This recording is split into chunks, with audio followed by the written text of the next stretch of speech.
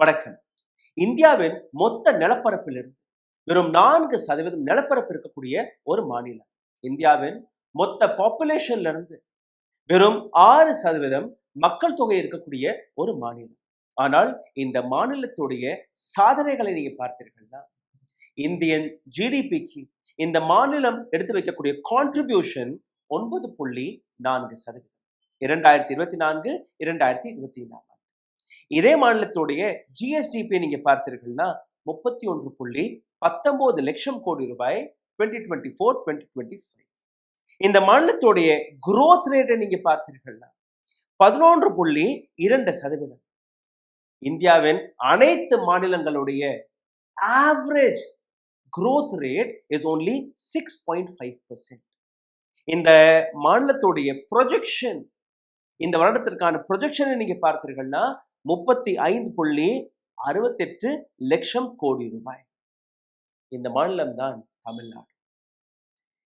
எந்த குஜராத் மாடலை, எந்த மோடியின் டெவலப் மாடலை வைத்து ஒட்டுமொத்த இந்தியாவில் பிரச்சாரம் செய்து வருகிறார்களோ அதே பிரச்சாரம் தமிழ்நாட்டிற்கும் புகுந்து வருகிறது. தமிழ்நாட்டில் இருக்கக்கூடிய அரசாங்கம் எதுவுமே செய்யவில்லை. தமிழ்நாட்டின் மாடல் ஒரு ஊழல் மாடல். தமிழ்நாட்டில் இருக்கக்கூடிய டெவலப்மெண்ட் மாடல் வேறு எதுவுமே கிடையாது.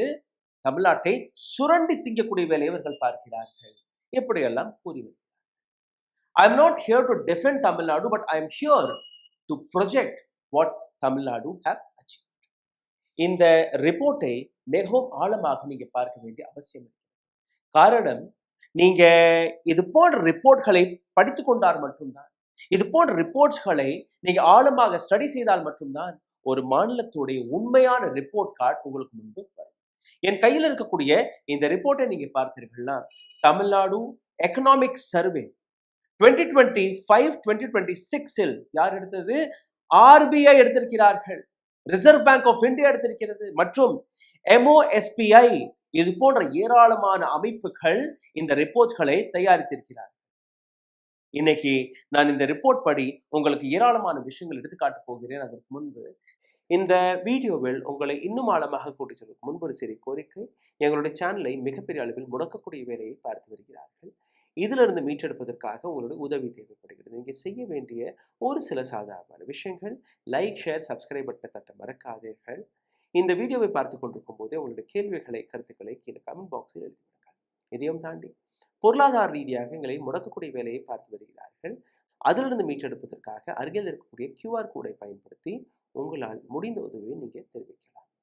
உடல் வலிமையை உறுதி செய்யும் சிலாஜித், கவனத்தை மேம்படுத்தும் அஸ்வகந்தா மற்றும் உயிர் சக்தியை பெருக செய்யும் சஃபேடு முஸ்லி போன்ற இமயமலையின் உணவுப் பொருட்களை கொண்டு வந்து மிஸ்டர் பர்ஃபெக்ட் உருவாக்கப்பட்டுள்ளது. உங்கள் முழு குடும்பத்தின் ஆரோக்கியத்தை மா நேச்சுரல்ஸ் மூலம் உறுதி செய்திருங்கள். 100% இயற்கையான மூலிகை பொருட்கள் மூலம் உருவாக்கப்பட்ட மிஸ்டர் பர்ஃபெக்ட் மற்றும் மிஸ் பர்ஃபெக்ட் தலைமுறையாக குடும்பங்களின் உடல் வலிமை, மன வலிமை மற்றும் மகிழ்ச்சியை பெருக செய்கிறது. உங்கள் மகிழ்ச்சியான பயணத்தை துவங்க www.mannaturals.com என்ற இணையதளத்தை பார்வையிடவும் அல்லது வாட்ஸ்அப் எண்ணிலும் தொடர்பு கொள்ளலாம்.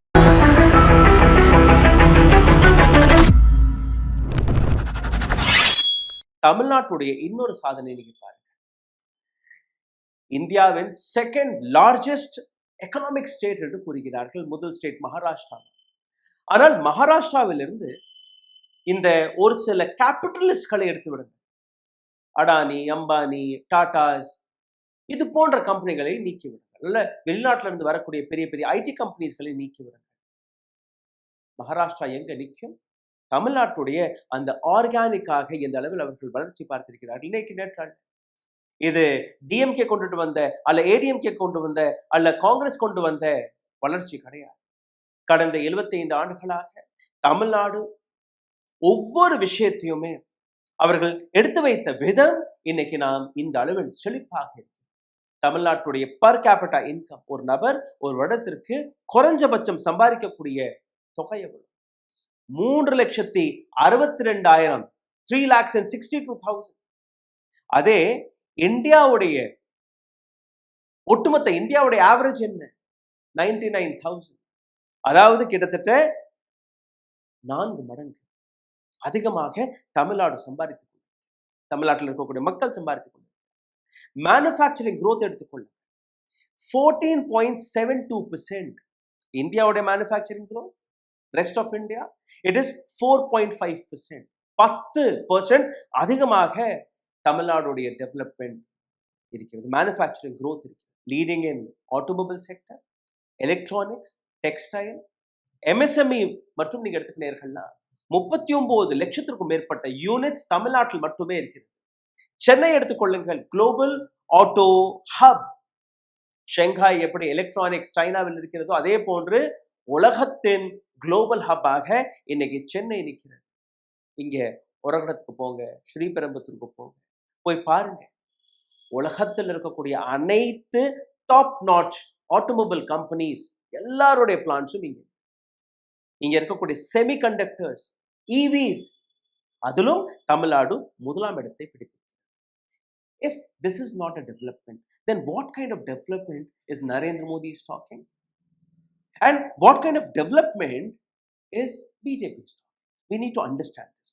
Social indicators நீங்க பார்த்தீர்கள்னா தமிழ்நாட்டுடைய பாவர்ட்டி 36.5% இருக்கு.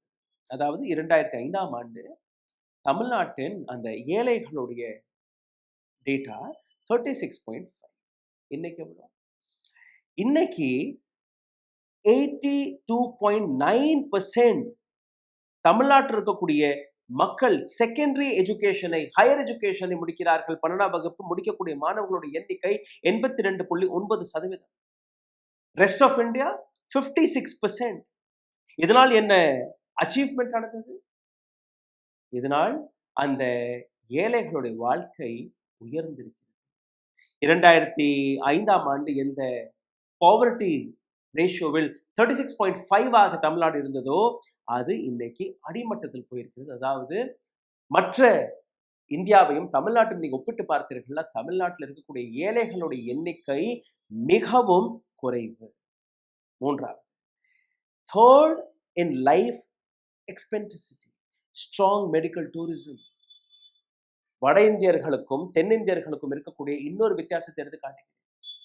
ஒரு ஆவரேஜ் சவுத் இந்தியன், தமிழ்நாட்டில் இருக்கக்கூடிய ஒரு ஆவரேஜ் மனிதருடைய வாழ்க்கை வட இந்தியருடைய வாழ்க்கையை விட 10 வருடம் அதிகமாக இருக்கிறது. 10 ஆண்டுகள். அப்போ 10 ஆண்டுகள் அவர் அதிகமாக வாழுவார், 10 ஆண்டுகள் அவர் அதிகமாக சம்பாதிப்பார், 10 ஆண்டுகள் தன்னுடைய குடும்பத்துடன் அதிகமாக வாழ்க்கையை நடத்துவார். இது வட இந்தியர்களுக்கு கிடையாது, பிகாஸ் ஆஃப் த பொல்யூஷன், மற்ற விஷயங்கள். சரி, இதெல்லாம் ஒரு பக்கம் இருக்கட்டும். தமிழ்நாட்டுடைய நெட் டாக்ஸ் பேயர், திராவிட மாடல், வெல்ஃபேர் ஸ்கீம், இண்டஸ்ட்ரியலைசேஷன், இது போன்ற பல்வேறு விஷயங்களை பற்றி நாம் தொடர்ந்து பேசிக் கொண்டிருக்கிறோம். இப்போ குஜராத் மாடலுக்கு வந்து, குஜராத் மாடல் அல்ல மோடியின் மாடல், பிகாஸ் அதைத்தானே 2014ஆம் ஆண்டு எடுத்துக்காட்டி ஒட்டுமொத்த இந்தியாவில் இடத்தை பிடித்தார் நரேந்திர மோடி. இதே மாடல் தமிழ்நாட்டுக்கு வந்தால் எந்த விதமான நஷ்டத்தை நீங்க பார்க்க போறீர்கள், அதையும் நீங்க கொஞ்சம் புரிந்து கொள்ள வேண்டும். Which is a better model?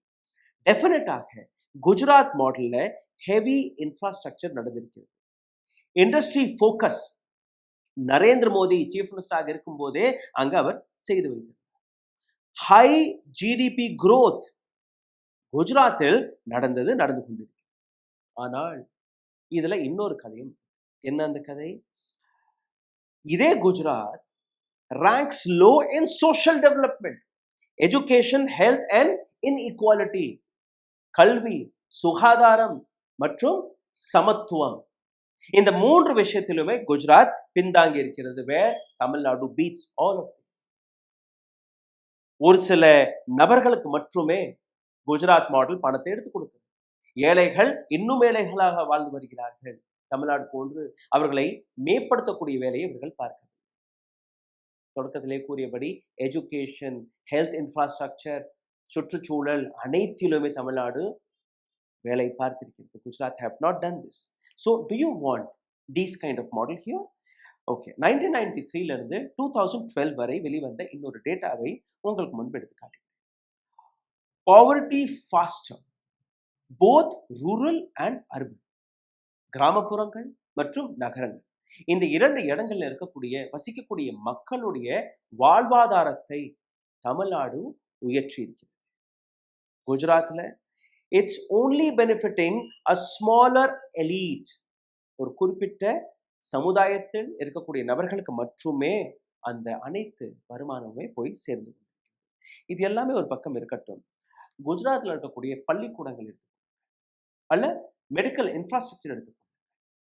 குஜராத்தில் இருக்கக்கூடிய பள்ளிக்கூடங்கள், முக்கியமாக அரசு பள்ளிக்கூடங்கள் ஒவ்வொன்றாக ஷட் டவுன் செய்து வருகிறது. அதாவது அதை மூடி வருகிறார்கள். தமிழ்நாட்டில் இருக்கக்கூடிய அரசு பள்ளிகளுடைய நிலை நிச்சயமாக மற்ற மாநிலங்களை விட ஒரு மடங்கு பெற்றாக இருக்கு. அதுக்காக தமிழ்நாடு இதுல வேலை பார்க்கக்கூடாதுனால இல்லை. டெஃபினட்டாக தமிழ்நாட்டு பள்ளிக்கூடங்களில் இன்னும் பல்வேறு மாற்றங்கள் ஏற்பட வேண்டும். இன்னும் கிராமப்புறங்களில் இருக்கக்கூடிய குழந்தைகளுக்கு நல்ல தரமான கல்வி போய் சேர வேண்டும். அதைவிட நல்ல ஆசிரியர்களும், எப்படி நகரங்களுக்கு நீங்க ஆசிரியர்களை கொடுக்கிறீர்களோ அதே போன்ற தரமான ஆசிரியர்கள், தரமான இன்ஃப்ராஸ்ட்ரக்சர், தரமான லெபார்டரிஸ், தரமான பள்ளி, தரமான கல்வியை இன்னும் தமிழ்நாடு கொடுத்தால் எங்கேயோ எதிர்காலம். இதை தாண்டி நீங்க பார்த்தீர்கள்னா தமிழ்நாட்டுடைய சோஷியல் ஜஸ்டிஸ் அல்ல ஃபெடரலிசம் எல்லாம் நீங்க பார்த்தீர்கள்னா நிச்சயமாக தமிழ்நாட்டுடைய வளர்ச்சிக்கான ஒரு மிக முக்கியமான அங்கமாக. Now I'm coming to the third section of my editorial. இந்த செக்ஷனில் நீங்க பார்த்தீர்கள்னா எப்படி இன்னைக்கு பிஜேபி வந்து பிரச்சாரம் செய்கிறார்கள் இல்லையா, எங்களை நீங்க கூட்டிட்டு வாங்க, நாங்க டெவலப்மெண்ட் செய்து வருவோம், உங்களுக்கு நரேந்திர மோடியின் மாடலை கொண்டுட்டு வருவோம், குஜராத் மாடலை கொண்டுட்டு வருவோம். Now I'll ask you, தமிழ்நாட்டுடைய வளர்ச்சிக்கும் நரேந்திர மோடி அவர்களுடைய வளர்ச்சிக்கும் எந்த விதமான வித்தியாசம்? Here we are not talking about DMK. Please understand this. Here we are not talking about ADMK, neither we are talking about DMK, neither we are talking about Congress. ஏன்னா தொடக்கத்தில் காங்கிரஸ் ஆண்டது, அதுக்கப்புறம் டிஎம்கே, அதுக்கப்புறம் ஏடிஎம்கே, அப்புறம் மாற்றி மாற்றி மாற்றி Congress DMK, ADMK DMK, ADMK DMK, அப்படியே மாறி மாறி வந்தது. இன்னைக்கு இந்த 70-75 ஆண்டுகளில் என்னெல்லாம் நாம் சாதித்திருக்கிறோம் என்கிற விஷயத்தை நீங்கள் பார்த்தீங்கன்னா, தமிழ்நாட்டை பொறுத்தவரையில் பிஜேபி தொடர்ந்து தமிழ்நாட்டு மக்களை ஏமாற்றக்கூடிய வேலை மட்டுமே பார்க்கிறது. எப்படி அதை நீங்க பாருங்கள். லாங்குவேஜ் அண்ட் கல்ச்சர், உங்களுடைய மொழி, இந்த மண்ணுடைய கலாச்சாரம், இரண்டுக்குமே எதிராக நிற்கிறது பிஜேபி. எப்படி கல்வித்தரத்தை உயர்த்துவதற்காக ஏராளமான திட்டங்களை தமிழ்நாட்டு அரசாங்கம் செய்து வருகிறது. ஆனால் நரேந்திர மோடியின் அரசாங்கம் நியூ எஜுகேஷன் பாலிசி என்கிற ஒரு திட்டத்தை அறிவித்தார். இந்த நியூ எஜுகேஷன் பாலிசி வழியாக அவர்கள் தமிழ்நாட்டிற்குள் திணிக்க பார்த்த விஷயம் ஹிந்தி, சான்ஸ்கிரிட். தவறு கிடையாது. ஆனால் தமிழ்நாட்டு அரசாங்கம் ஒரு முடிவு எடுத்தது, நாங்க 2 மொழி திட்டம், மும்மொழி கொள்கை தேவை. பிகாஸ் நாங்க சாதிச்சு காட்டியிருக்கோம், ஒரு டெவலப்மெண்ட் மாடல் எடுத்து காட்டியிருக்கோம். இல்ல you have to bring this policy. முடியாதுன்னு சொன்ன உடனேயே மத்திய அரசாங்கம் பிளாக்மெயிலில் இறங்கி, என்ன பிளாக்மெயில்? தமிழ்நாட்டுக்கு வரக்கூடிய 2400 கோடி ரூபாயை தடுத்து நிறுத்திட்டார். நீங்க இந்த திட்டத்தை கொண்டு வந்தால் மட்டும்தான் இந்த நிதி உங்களுக்கு கொடுக்கப்படும். சரி, தமிழ்நாட்டுடைய கான்ட்ரிபியூஷன், தமிழ்நாடு ₹1 கொடுத்தால் மத்திய அரசாங்கம் திருப்பி கொடுக்கக்கூடிய பணம் எவ்வளோ? ஜஸ்ட் 71 பைசா. 71 பைசா. அதே உத்தரப்பிரதேஷ் அவர்கள் ₹1 கொடுத்தா இன்னும் ₹2 போட்டு சேர்த்து ₹3 எடுத்துக்கும். பீகார் ₹1 கொடுத்தா இன்னும் ₹6 போட்டு இந்த ₹7 எடுத்துக்கும். பட் தமிழ்நாட்டுடைய மக்கள், தமிழ்நாட்டு டாக்ஸ் பேயர்ஸ்கள், தமிழ்நாட்டுடைய அந்த ஜிஎஸ்டி கான்ட்ரிபியூஷன் அனைத்துமே மத்திய அரசாங்கத்துக்கு எவ்வளவு போகிறதோ அதுல இருந்து திருப்பி வருவது எவ்வளோ, அதை பற்றியும் ஒரு டேட்டா என் கையில். இந்த கொள்கை, அதாவது மும்மொழி கொள்கை நீங்க ஏற்றுக்கொள்ளவில்லை என்றால் நாங்க 2400 ரூபீஸ் கொடுக்க மாட்டோம். சரி, நீட் அண்ட் எஜுகேஷன் கண்ட்ரோல், கல்வியில் எப்படி கண்ட்ரோலை வைத்திருக்க அதை நீங்க பார்க்கணும். காரணம், இவர்களுடைய கொள்கை ஒரு மாநிலத்துடைய வளர்ச்சிக்கு பின்னாடி இருக்கக்கூடிய மிக முக்கியமாக ஒரு பேக்போனாக இருக்கக்கூடிய கல்வியை முடக்கிட்டாலே அந்த மாநிலத்தை கண்ட்ரோலில் கொண்டு. அதற்காக நீட் ஸ்டேட் கண்ட்ரோல்ல இருக்கக்கூடாது. தமிழ்நாடு அரசாங்கம் அதை பற்றி சட்டசபையிலிருந்து சட்டமெல்லாம் கொண்டுட்டு வந்தார். But the government, BJP government had said no, we want NEET exams to be conducted in Tamil. Okay, so control எங்க? மத்திய அரசாங்கம். ஸ்டேட்டோடைய லெஜிஸ்லேட்டர் போய் பாருங்கள், உங்களுடைய கான்ஸ்டிடியூஷனை போய் படித்து பாருங்கள். ஒரு மாநிலத்தின் கையில் தான் அந்த மாநிலத்துடைய கல்வி, அந்த மாநிலத்துடைய மெடிக்கல் இன்ஃப்ராஸ்ட்ரக்சர், மக்களுக்கு தேவையான அடிப்படை வசதிகளுடைய அனைத்து உரிமையுமே மாநில அரசாங்கத்தின் கையில் தான் இருக்கணும். இங்க மத்திய அரசாங்கம் அதற்குள் மூக்கை நுழைக்கிறது. இரண்டாவது, பிசிக்கல் பெட்ரேல். இந்த வழியிலும் பிஜேபி தமிழ்நாட்டை ஏமாற்றியிருக்கிறது. எப்படி?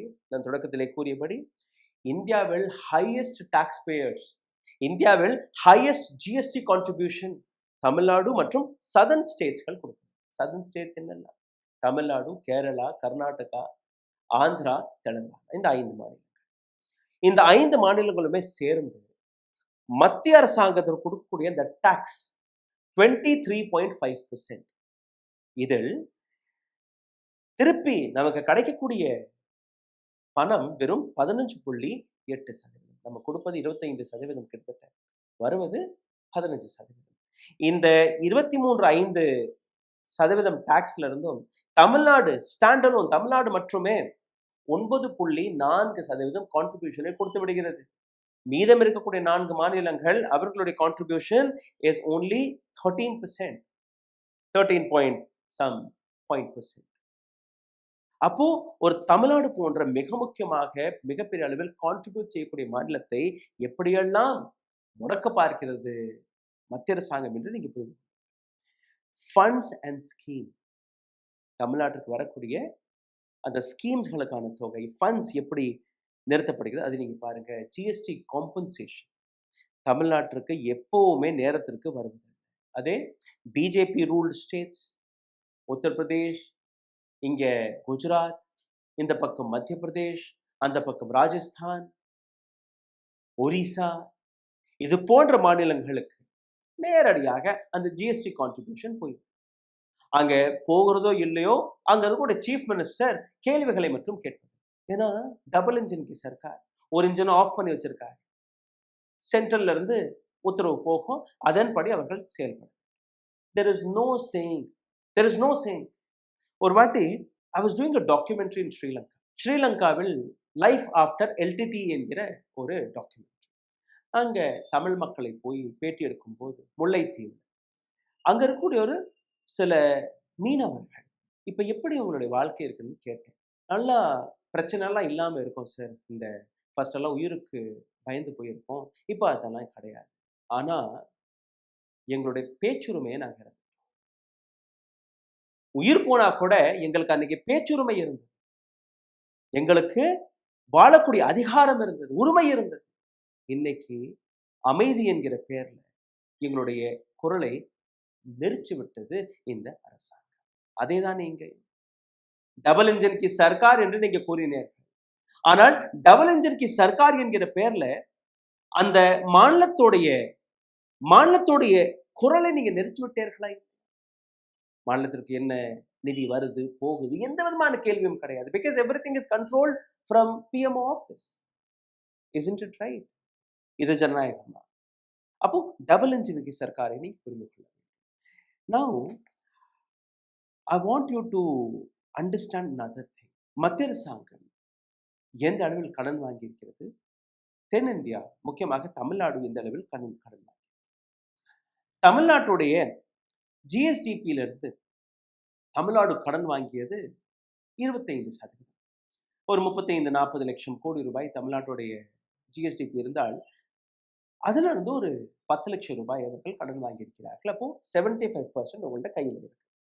மக்களுக்கு தேவையான விஷயங்கள் நீங்க செய்யலாம், தமிழ்நாட்டோட வளர்ச்சிக்கு நீங்க வேலை பார்க்கலாம். நான் தொடக்கத்திலே கூறியபடி தமிழ்நாட்டில் இருக்கக்கூடிய இண்டஸ்ட்ரி 38,000, 38,000.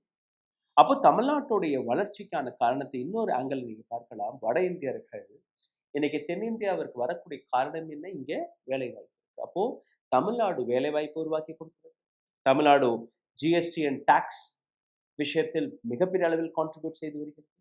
தமிழ்நாட்டுடைய எஜுகேஷன் சிஸ்டம், தமிழ்நாட்டுடைய மெடிக்கல் இன்ஃப்ராஸ்ட்ரக்சர் நீங்க பார்த்தீர்கள்ல, இந்தியாவுடைய மெடிக்கல் கேபிட்டலாக தமிழ்நாட்டின் பெயர் வருது. உலகத்திலேயே சிறந்த சிகிச்சை எங்கன்னா தமிழ்நாட்டில் கிடைக்கும். அப்போ இந்த அனைத்து விஷயத்திற்கு பின்னாடி இனி நான் ஒரு 10 கேள்விகளை வைத்து உங்களுக்கு இன்னும் அடுத்த கட்டத்திற்கு கூட்டிச் செல்ல போகிறேன். எதற்காக தமிழ்நாட்டுடைய வரக்கூடிய இந்த தேர்தலுக்கு முன்பு நீங்க இந்த விஷயங்களை மிக ஆழமாக கேட்டு தெரிஞ்சு கொள்ள வேண்டும். Because when you go and cast your vote to somebody, whoever it is, you should understand what you are doing, right? தமிழ்நாட்டுடைய கான்ட்ரிபியூஷன் இந்தியாவுடைய ஜிடிபியிலிருந்து 9.4%. தமிழ்நாடு கொடுப்பது ₹1, திருப்பி வருவது 73, 72 பைசா. அப்போ இந்த ஃபார்முலா எப்படி சரியானது? தமிழ்நாட்டுக்கு எப்படி சரியானது? ரெண்டாவது, 2400 கோடி ரூபாயை நீங்க நிறுத்தி வைத்திருக்கிறீர்கள் எஜுகேஷனுக்காக. அப்போ தமிழ்நாடு உங்களுடைய கொள்கை ஏற்றுக்கொள்ளவில்லை என்றால் நீங்க பணத்தை கொடுக்க மாட்டீர்கள். அப்புறம் எதற்காக நீங்க தமிழ்நாட்டில இருந்து டாக்ஸ் வசூலிக்கிறீர்கள்? விட்டுறலாம் இல்லையா? டாக்ஸ் மட்டும் வேணும், வரி மட்டும் வேணும். ஆனா உங்களுக்கு கொடுப்பதில் நாங்க கொடுக்க மாட்டோம். நீங்க இதுல கையெழுத்து போட்டீங்கன்னா மும்மொழி கொள்கை வந்தா கொடுப்போம். அடுத்த மிக முக்கியமான கேள்வி, தமிழ்நாட்டுடைய ஜிஎஸ்டிபி growth, தமிழ்நாட்டுடைய வளர்ச்சி, எக்கனாமிக் வளர்ச்சி 11.2% இருக்கிறது. Highest in India. இந்தியாவின் அனைத்து மாநிலங்களை விட தமிழ்நாடு நம்பர் 1 மாநிலமாக இருக்கிறது. Data says this. This is what Dravidian model. This is what Tamil Nadu model. But your so-called Gujarat model, your so-called Modi's model, the growth rate is 6.5%. அப்போ 6.5%க்கான அந்த growth rate, அந்த மாடலை கொண்டுட்டு வந்து தமிழ்நாட்டில் எதற்காக கொண்டு வர வேண்டும்? தமிழ்நாடு எதற்காக அதை ஆக்செப்ட் செய்யணும்? We are growing faster. You want a slower growth? Next, NEET என்கிற விஷயத்தை வைத்து தமிழ்நாட்டு மக்கள், தமிழ்நாட்டு குழந்தைகளுடைய அதிகாரங்களை சுருக்கக்கூடிய வேலையை இவர்கள் பார்த்திருக்கிறார்கள். And central government throughout these couple of years, it tried to push NEET and finally it pushed NEET. Tamil Nadu இன்னைக்கும் அதுல உடன்பாடு இல்லை, நாங்க நீட் எதிர்க்கிறோம் என்று கூறியிருக்கிறார். தமிழ்நாட்டுடைய மேனுஃபேக்சரிங் 14.74%, எலக்ட்ரானிக் ஆக இருக்கட்டும், ஆட்டோமொபைல் ஆக இருக்கட்டும், செமிகண்டக்டர் ஆக இருக்கட்டும், இவி ஆக இருக்கட்டும், அனைத்துமே தமிழ்நாடு சிறந்த மாநிலமாக இருக்கிறது. ஆனால் what is BJP? BJP wants this development to slow down. சப்கா சாத் சப்கா விகாஸ் என்று கூறினார். அனைத்து நபர்களுடைய உதவியுடன் அனைத்து நபர்களுடைய வளர்ச்சியை நாங்கள் கொண்டு வரோம். தமிழ்நாடுடைய டாக்ஸ் பேயர் ஜிஎஸ்டி கான்ட்ரிபியூஷன் வழியாக வட இந்தியாவை இன்னைக்கு வாழ வைத்து வருகிறது. வட இந்தியர்களுக்கு தென்னிந்தியா கொடுக்கக்கூடிய அந்த கான்ட்ரிபியூஷன் அதே தென்னிந்தியாவிற்கு திருப்பி கொடுக்க வரும்போது பிஜேபி என்ன செய்கிறது? அனைத்துமே தடை போட்டு வருகிறது. Do you want this kind of governance here?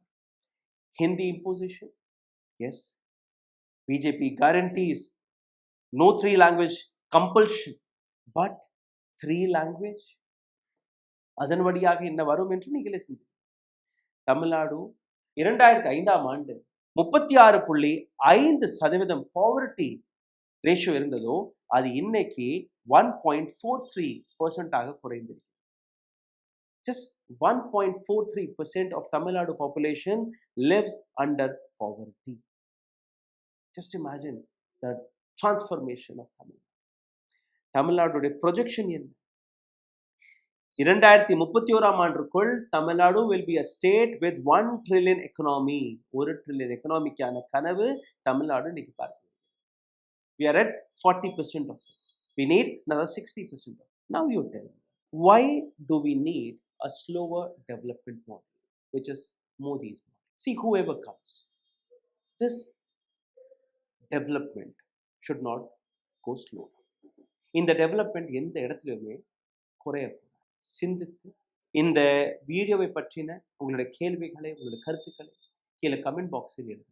இந்த வீடியோவை பகிர்வதற்காக லைக், ஷேர், சப்ஸ்கிரைப் பட்டன் இருக்கு. அதை தட்டினாலே போதும், ஏராளமான நபர்களுக்கு இதை நீங்க எடுத்து சொல்லலாம். நான் காட்டக்கூடிய இது போன்ற ரிப்போர்ட்கள் நேரடியாக மக்கள் மத்தியில் பல கேள்விகளை உருவாக்கி வருகிறது, உங்களை சிந்திக்க வைக்கிறது. இதிலிருந்து ஒரு சில நபர்கள் பயந்து போயிருக்கிறார்கள். அதனால் எங்களுடைய சேனலை, எங்களுடைய வீடியோக்களை முடக்கி வருகிறார்கள். உங்களிடம் இது போன்ற செய்தி வரக்கூடாது. அதனால் எங்களுடைய பொருளாதாரத்தையும் நிச்சயமாக முடக்கி இருக்கிறார்கள். இதிலிருந்து மீட்டெடுப்பதற்காக அருகில் இருக்கக்கூடிய QR கோடை பயன்படுத்தி உங்களால் முடிந்த உதவியை நீங்கள் தெரிவிக்கலாம். நன்றி. ஊடகம் கார்ப்பரேட் அரசியல்வாதிகளின் கைப்பாவையாக அடிமைகளாக இருந்தது போதும். இனி சாட்டை எடுத்து சுழற்றும் நேரம் வந்துவிட்டது. ஊடகம் பொதுமக்களாகிய உங்களுக்காக உங்களாலேயே இயக்கப்பட வேண்டும். ஊடக சுதந்திரத்திற்காக உங்களின் பங்களிப்பை இன்றே அளித்திடுங்கள்.